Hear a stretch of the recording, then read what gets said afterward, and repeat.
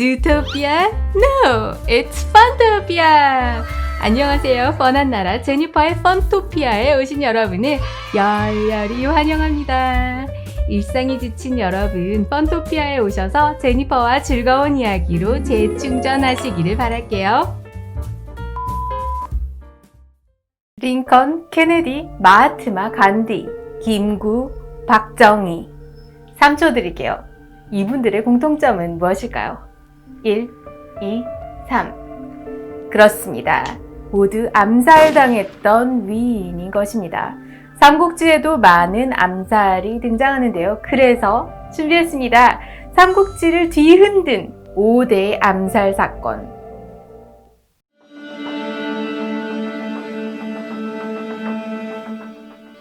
5위, 하진의 암살. 하진은 도축업을 했던 백정 출신이었죠. 그런데 부자예요.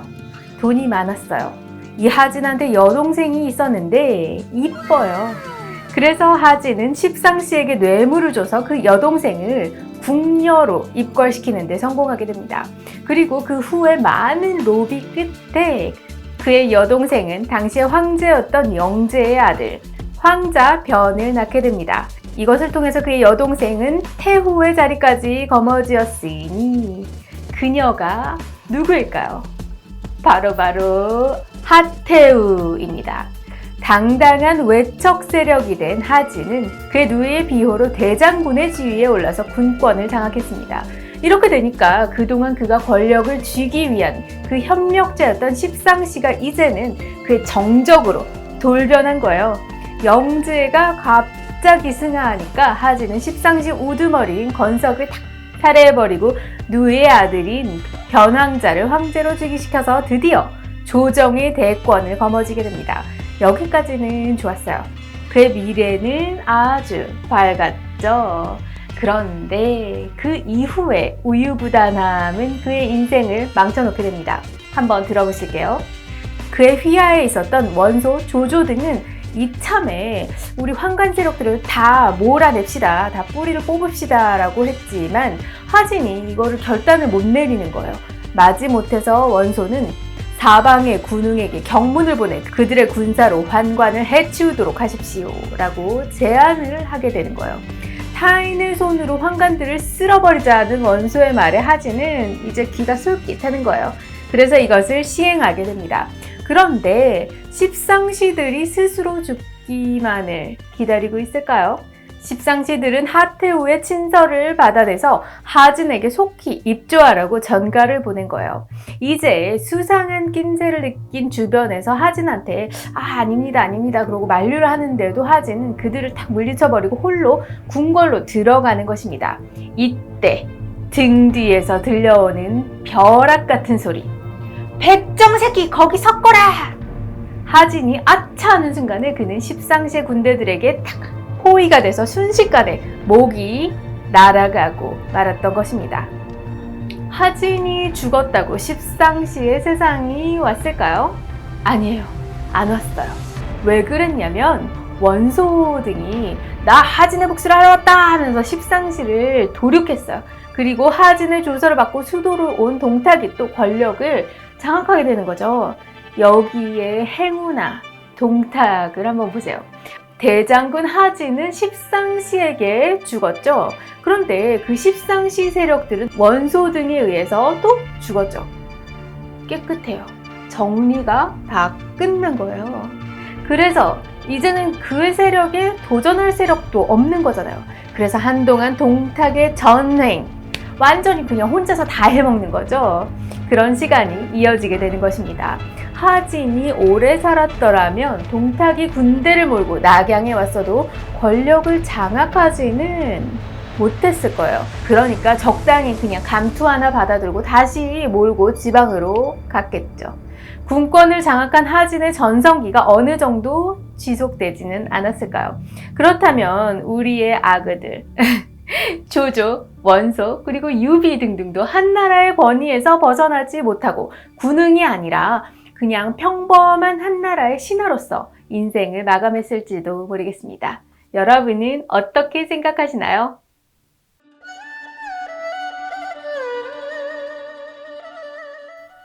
4위, 동탁의 암살. 정사에서는 이 동탁의 죽음 과정을 다음과 같이 기술합니다. 초평 3년 4월, 사도 왕윤, 상서복야 사손서, 동탁의 장수 여포가 공모해 동탁을 주살했다. 이때 천자가 병에 걸렸다 막 낫게 되어 미양전에서 큰 모임을 열었다. 여포는 같은 군 출신의 기도위, 이숙 등을 시켜 친병 10여 명을 거느리고는 거짓으로 위사의 복장을 입고 앵문을 지키게 했다. 여포는 조서를 품고 있었다. 동탁이 도착하자 이숙 등이 동탁을 막았다. 동탁이 놀라 여포는 어딨냐고 외쳤다. 여포는 적을 도벌하라는 조서가 내렸다고 말하고는 마침내 동탁을 죽이고 삼족을 멸했다.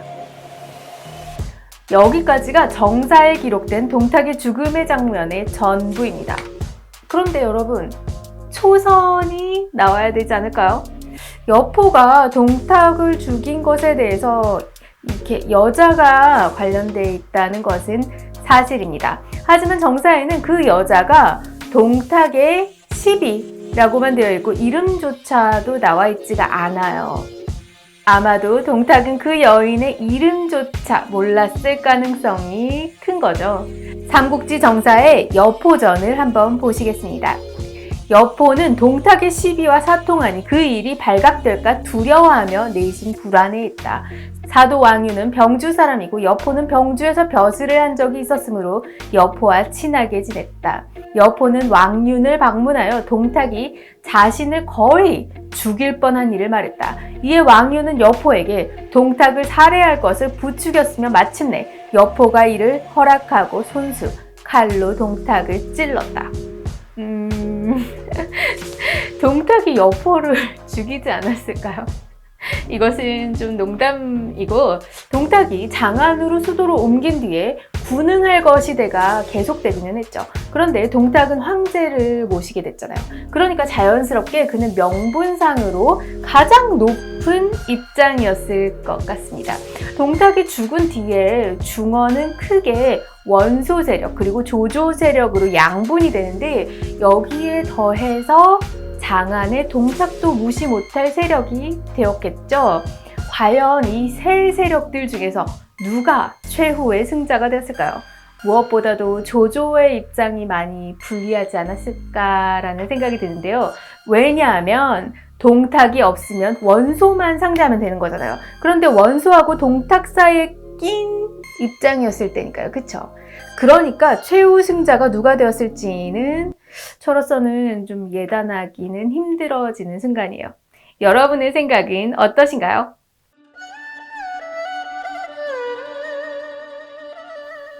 (3위) 손책의 암살. 여러분 중에 손책을 좋아하시는 분이 많으실 것 같아요. 이 손책은 손견의 아들로 실질적으로 오나라를 세운 사람입니다. 아버지가 죽은 뒤에는 원술 휘하에 있었는데 원술로부터 1000여 명의 군사를 얻어서 강동을 점령하고 독립에 성공하는 거예요. 대단한 인물이라고 할 수 있는 거죠. 삼국지 저자인 진수는 손책에 대해서 다음과 같이 평했습니다. 손책은 기계가 호방하고 실행력이 뛰어났으며 용맹함과 예리함은 세상을 덮었고 비범한 임무를 살펴 취했으며 뜻은 중국을 통일하는 데 있었다. 그러나 이들은 모두 경솔하고 함부로 결정을 내려 몸을 잃고 실패하는 데 이르렀다. 여러분, 너무 좀 탁월한 사람은 좀 오만하거나 좀 경솔한 면이 있는 것 같은데요. 이렇게 보면 세상이 좀 공평하지 않나라는 생각이 듭니다. 제 전 영상 메가더에서도 이런 면을 살폈었는데요. 정말 너무나 탁월했던 메가더에게도 사실 이런 경솔한 면이 그의 발목을 잡았습니다. 손책의 부하 중에 허공이라는 인물이 있는데요. 후한 말에 오군 태수였는데 손책이 강동을 평정한 뒤에 손책의 부하가 되기는 했어요. 그런데 그가 시커먼 거예요. 마음으로는 그한테 복종하지 않았던 거예요.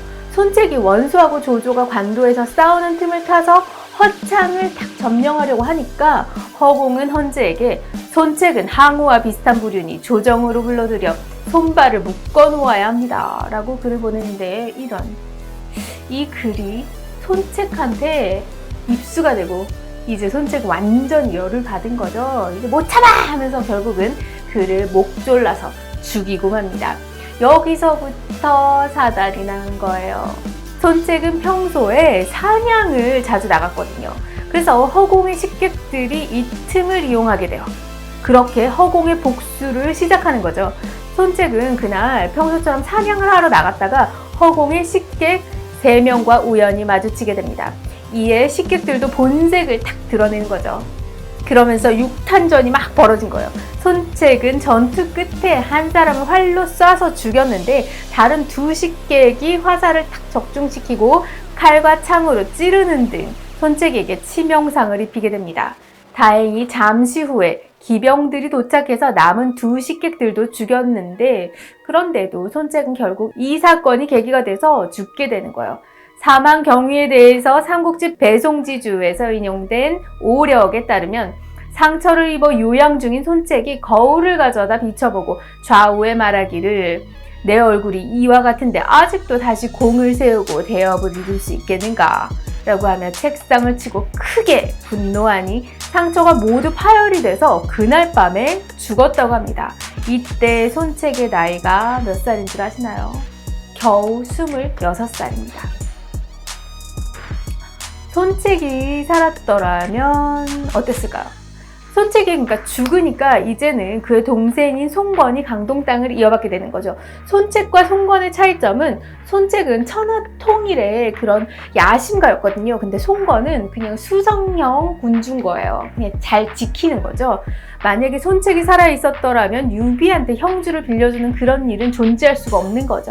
만약에 이렇게 됐다면 유비 세력은 일찌감치 미약해져서 삼국지가 아니라 그냥 이국지가 되지 않았을까요? 물론 손책이 조조를 뛰어넘은 세력과 명분 그리고 출중한 능력을 갖추지는 못했어요. 그러니까 만약에 그렇게 됐다고 해도 대세를 뒤집지는 못했다는 게 제 생각인데 여러분의 생각은 어떠신가요?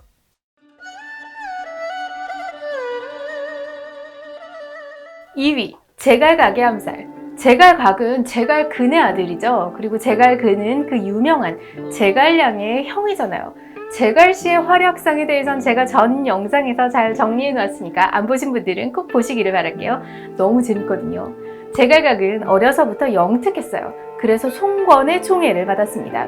한 가지만 소개해드리면 어느 날 송건이 제갈각한테 질문을 했어요. 그대의 아버지와 숙부인 제갈량 그 둘 중에 어느 쪽이 현명한가? 라고 말했더니 이 제갈각은 거침없이 아버지예요! 라고 대답한 거예요. 근데 궁금하잖아요. 그래서 그 이유를 물었더니 제갈량은 촉한을 섬기지만 내 아버지는 동호를 섬기기 때문입니다. 라고 답했죠.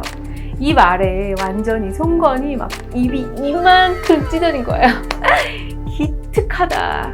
완전히 기특하네. 그렇게 송건은 제갈각에게 유지를 남겨서 이 제갈각은 수석 탁고 대신에 위치에 오르고 그 후에 대장군 승상 태부의 지위를 받게 됩니다. 거의 동호의 최고의 지위에 오른 거라고 할 수 있죠. 어디 그뿐일까요? 그는 군대를 이끌고 위나라를 공격해서 큰 승리를 거두는데요. 일명 이게 동흥대첩이었습니다. 그의 지위는 하늘에 뜬 해와 같았는데 하지만 제갈각의 전성시대는 여기까지입니다. 제갈각은 무려 20만 대군을 동원해서 합비 신성을 공격했지만 실패를 한 거죠. 그 후에 제갈각의 전황이 심해지니까 이 손씨 종친 중에 하나인 손준이 연회당에 제갈각을 초대해서 결국 그를 살해하고 마는 것입니다. 정사 삼국지의 제갈각전에 따르면 제갈각이 연회로 향하자 집 안에서 기르는 개가 영거푸 제갈각의 옷을 물고서 가는 것을 놓아주지 않았다고 하는데요. 웃기죠? 이에 제갈각은 어떻게 했냐면 시종에게 그 개를 쫓도록 명해버리고 마침내 연회장으로 간 거예요. 그리고 거기서 죽게 되는 거예요. 제갈각에 붙인 제갈근은 이 제갈각이 재주만 앞세워서 무리한 일을 벌이는 것을 보고 제갈각이 우리 집안을 크게 흥하게 하기는커녕 장차 일족을 크게 망하게 할 것이다 라고 말했다고 하는데요. 정말 그의 말대로 제갈각이 죽게 되고 그의 후손들도 동호에서 다 참수가 돼서 멸족을 당하게 되는 거예요. 삼국지 저자 진수가 평하기를 제갈각의 재능과 기질 그리고 재간과 모략은 나라 사람들의 칭찬을 받을 만했지만 교만하고 인색하였다. 제갈각은 자신을 과장되게 하고 다른 사람을 능멸했으니 실패가 없을 수 있겠는가 라고 말했습니다. 제갈각이 살아있었더라면 보시다시피 제갈각은 오나라 역사에서 대단한 인물은 아니죠.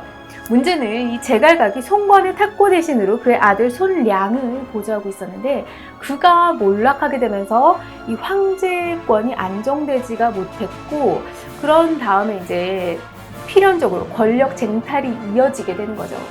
제갈각을 실각시키고 집권한 손준 그리고 손침은 오나라를 멸망으로 몰아넣었다고 할 만큼 이 오나라를 혼란 속으로 막 빠지게 한 거예요. 비유를 좀 해보자면 동탁이나 또 이곽 또 곽사급의 인물로 생각하시면 될 것 같습니다. 진수는 이 손침을 손준하고 함께 흉악한 행실이 가득하여 논할 가치조차 없는 자라고 혹평하기도 했답니다. 제갈각이 대단한 인물이 아닌 바에야 그가 조금 더 살았더라도 이 오나라의 운명은 어떻게 됐을지 모르지만 최소한 손준, 손침 같은 그런 사람들이 동호를 나락으로 떨어뜨리지는 않았을 것이라는 것을 생각할 때 제갈각을 막았던 그 멍멍이, 그 개의 심정이 이해가 가는 것입니다.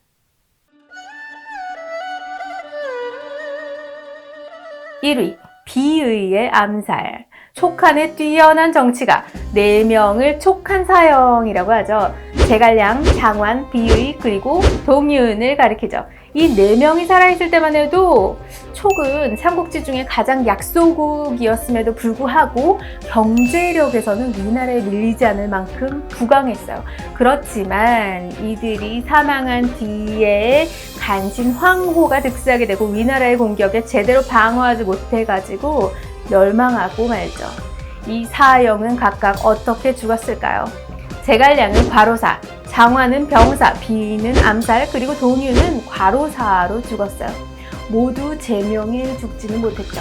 이러한 죽음은 모두 안타깝지만 비의는 한창 시절에 암살로 죽었다는 점에서 우리에게 안타까움과 충격을 더해주고 있습니다.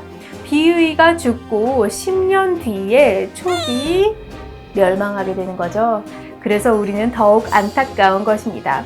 명제상인 제갈량에 이어서 장환까지 병사하고 말자 준비된 후계자였던 이 비의는 이것을 이어받게 되는 거예요. 비의에 대한 정사 기록을 보면 업무 처리의 수완이 대단했다는 것을 알 수 있는데요. 비의는 일을 하면서도 바둑이나 장기를 즐기고 친한 사람들하고 막 담소나 식사를 하면서도 일에 빈틈이 없고 오히려 남들보다 처리 속도가 우월한 거예요. 비의의 후임으로 업무를 이어받았던 동윤은 사람의 재주와 힘이 차이가 나는 것이 이와 같은데 내가 쫓아갈 바가 아니다 라고 혀를 내둘렀다고 해요. 대단한 거죠.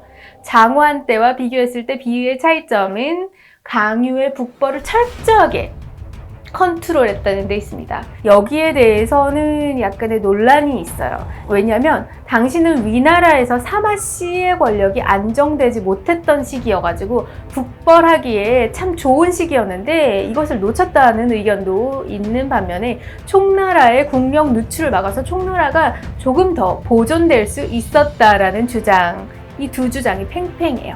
252년 송건이 죽은 후에 오나라의 권력을 잡게 된 제갈각이 동흥에게 위나라를 상대로 그야말로 완벽한 승리를 거머쥐게 됩니다.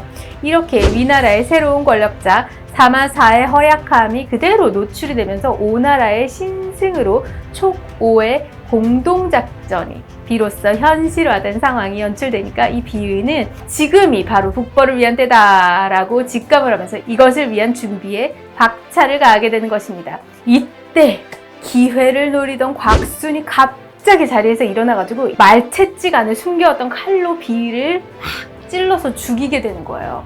곽순은 그 자리에서 바로 붙잡혔다가 얼마 가지 않아서 사형을 당하게 됩니다. 곽순이 어떤 사람이냐면 몇 해 전에 강유하고의 전투가 있었죠. 그 전투 끝에 사로잡혀 온 자였는데 이 곽순이 촉한에 투항을 한 거죠.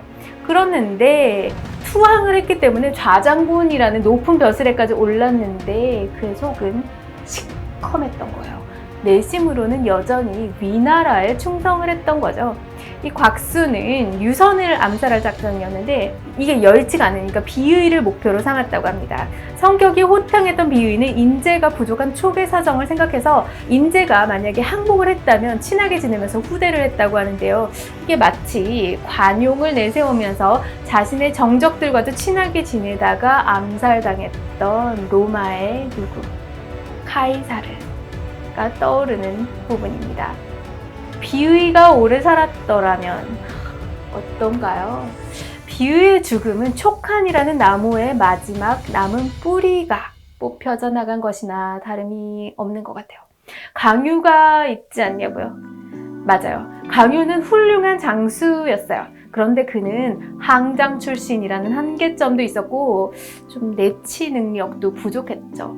만약에 비의가 오래 살았더라면 황후가 마음 놓고 농간을 피지 못했을 것이고 따라서 촉의 내정이 더욱더 든든해졌을 것입니다. 또한 비의는 강유에게 1만 명 이상의 군사를 허용하지 않아서 촉의 경제력이 약해지는 것을 철저히 막았죠. 이 비의가 그런데 죽게 되니까 이러한 리미트에서 벗어난 강유가 본격적으로 군권을 잡고 북벌을 시도하게 되는 거예요.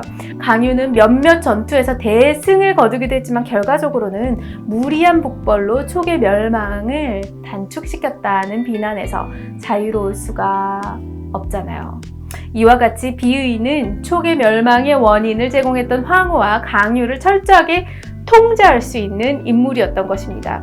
그래서 저는 비의가 이렇게 암살되지 않았더라면 촉의 멸망이 이렇게 빠르고 또 허망하지는 않았지 않을까라고 추정해 봅니다.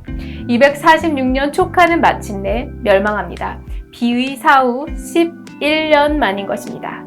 여러분은 어떻게 생각하시나요? 여러분 재밌으셨나요? 지금까지 펀토피아의 제니퍼였습니다. 여러분 영상이 재미있거나 유익했다면 아래쪽에 있는 좋아요 그리고 구독 꼭 부탁드릴게요.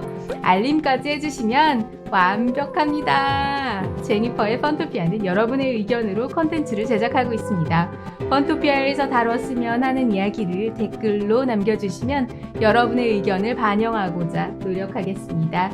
다음에는 더 재미있고 유익한 영상으로 찾아뵙겠습니다. 감사합니다. 여러분 안녕.